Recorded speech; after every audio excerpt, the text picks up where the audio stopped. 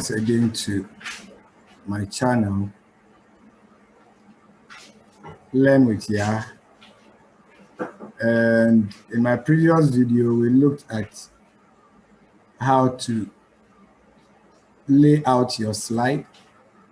We also looked at how to insert a picture and how to add a new slide. Now, in this video, we are going to look at how to add animations, and then we'll look at how to duplicate slides. But before I go to that, again, remember to subscribe to the channel, and then also don't forget to hit the notification button so you can always get alerts as and when new videos are posted.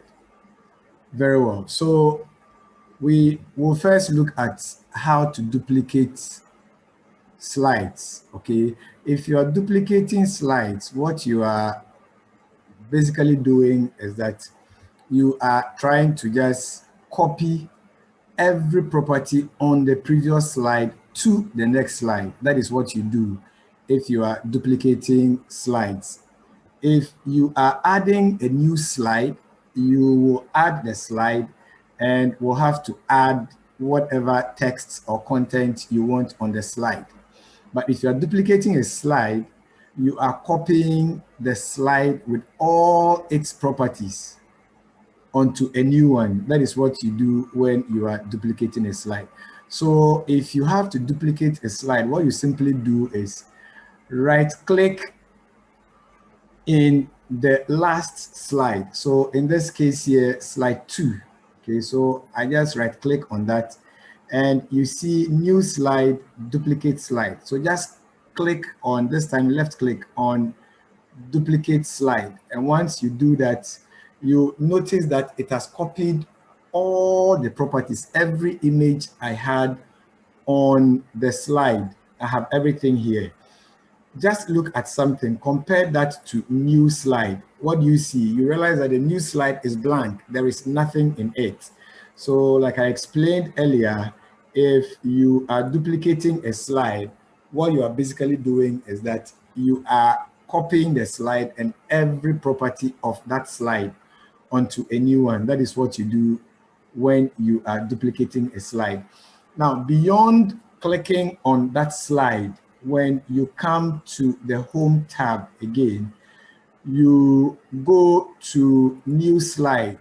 Okay, now you would see again at the bottom of the templates or the themes you have here, you will see duplicate selected slides. Okay, so again, if you click on duplicate selected slides, you would see that the slide that was selected previously, all the properties of that slide has again been copied and transferred onto a new slide. So slide 2, slide 3, slide 4, you observe that they have the same image, everything about them are the same because we duplicated the slide. In other words, we copied all the properties of that slide and then pasted onto a new slide. Okay, now, so why would you duplicate a slide? Simple, just so you want to keep everything and then just edit the text there, so you don't have to struggle and be thinking what to write.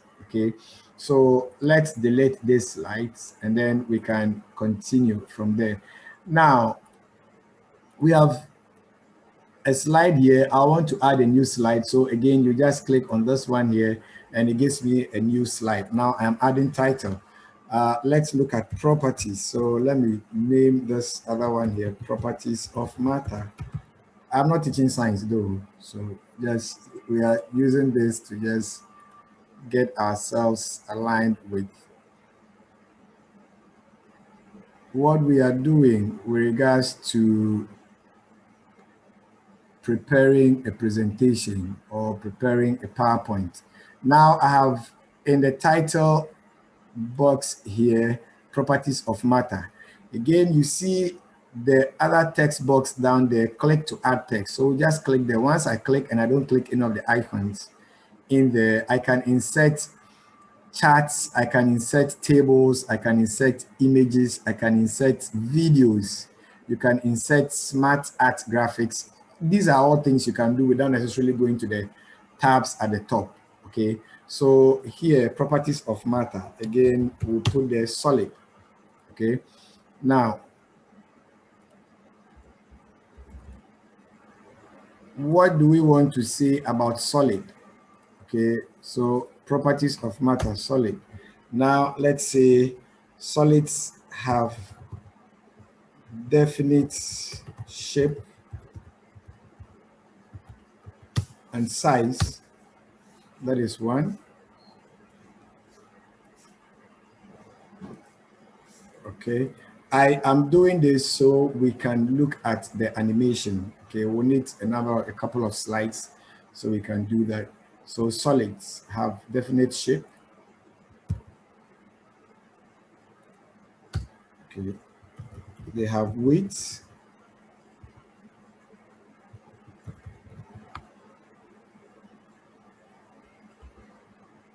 Okay, and then I'll just add one.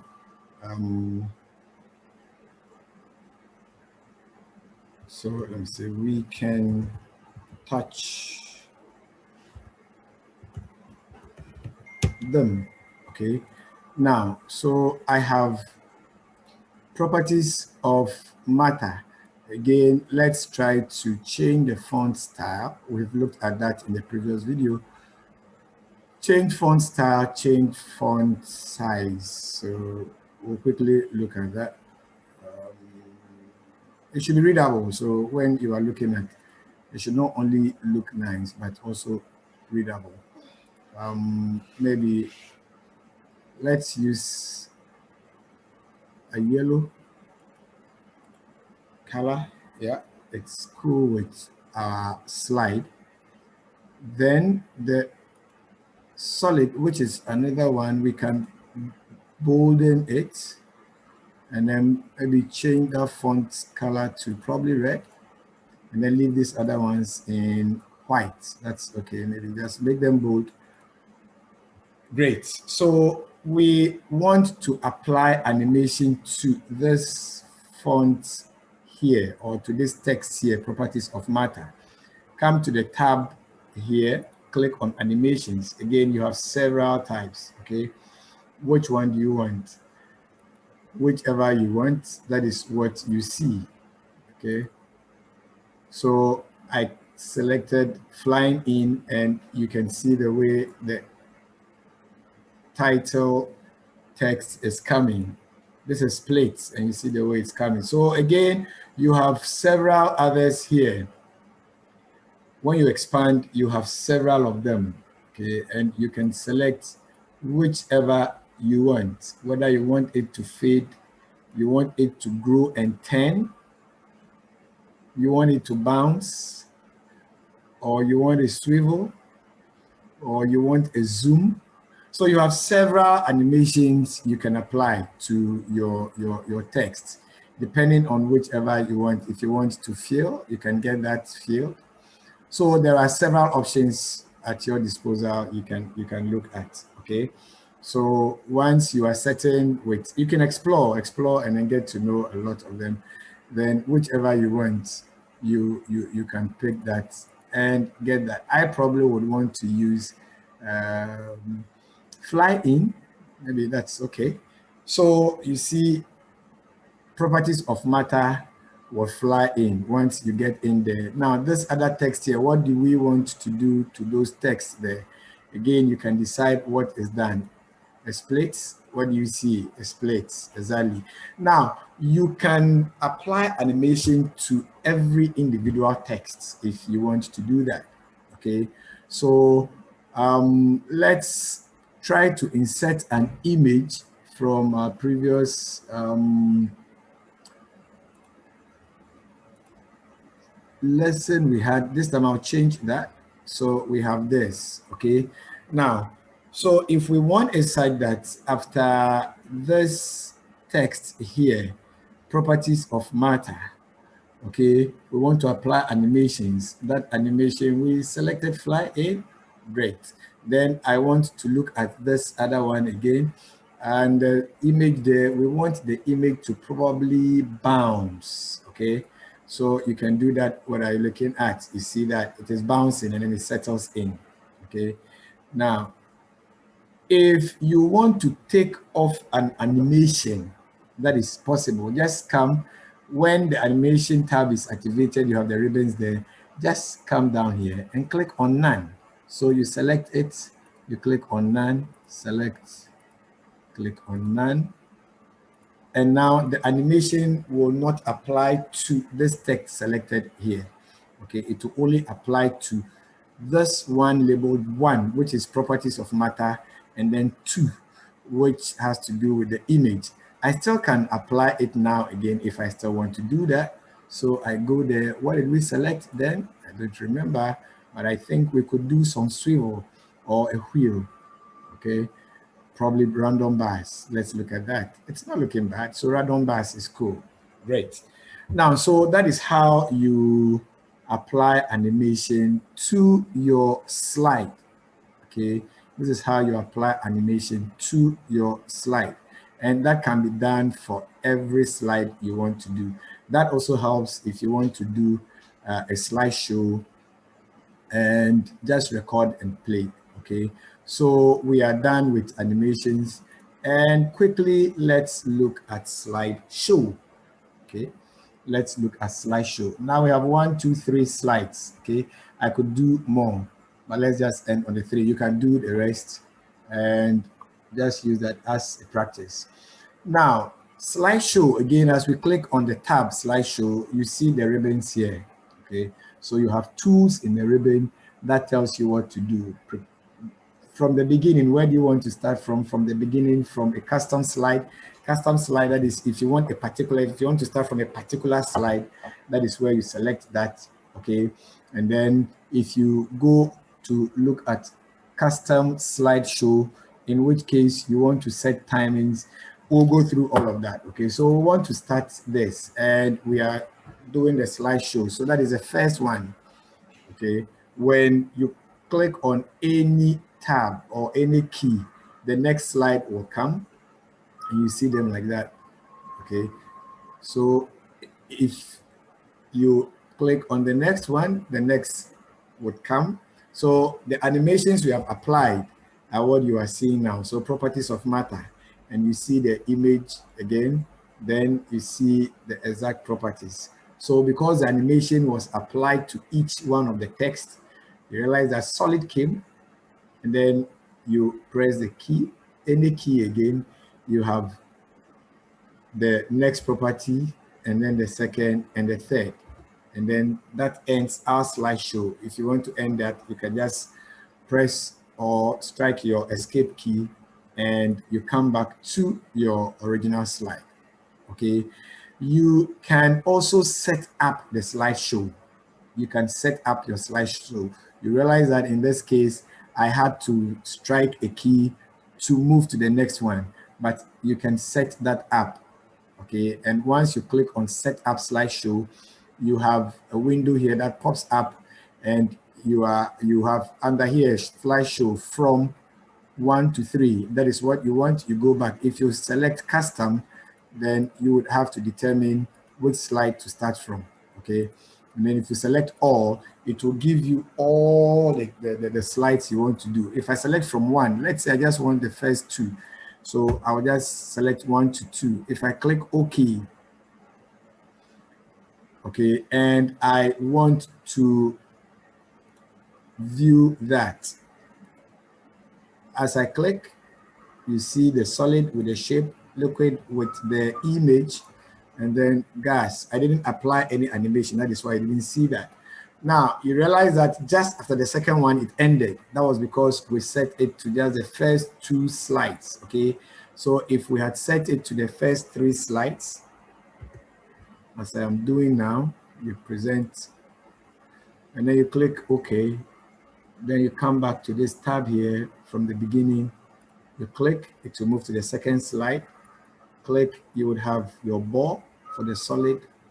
you have your liquid for the liquid, you observe that the gas comes with a slide because the animation was not applied to that one. Okay, so properties of matter, we have our solid, and then the texts. Okay, and it ends it. The slide is ended because we have just 3 slides. Okay, that is how you set up slideshow. You can as well rehearse the timings. Okay, how long do you want a particular slide to last before the next one rolls? That is what you do when you are rehearsing timings. Okay, so you decide I want to do 2 seconds and you set it to 2 seconds. So let's just quickly go there. And if you look at the top here, you see that it is the timing, the stop clock shows here. So that is the timing. This is about 10 seconds, 11, 12. I just want to do 15 and then I click. So on 15, the next slide comes. So it means the first slide will run for 15 seconds and then the next slide follows. I have 24, 25, that's about 10. So after 10 seconds again, the image will come. After 7 seconds, the next image will come for liquids. And then after this, so watch the timing there. And that is how your slide would be presented. Now, so that ends it. We had a total of 52 seconds, okay? Why would you want to rehearse your timings? Probably you don't have a control and you want the slides to automatically roll to the next one. So you would have to know that if a particular slide comes up, you will talk on that for that duration, okay? So in what we just did, we looked at 15 seconds. So it means the first slide, we're going to talk about that for 15 seconds, and automatically after 15 seconds, the next slide will roll. That means after 15 seconds, we'll have to move on to talk about the next slide we'll have on our screen, okay? So that is where the timings become useful, okay? So let's try to play our slide again, show the slide, and then see how the timings we rehearsed work. Okay, great.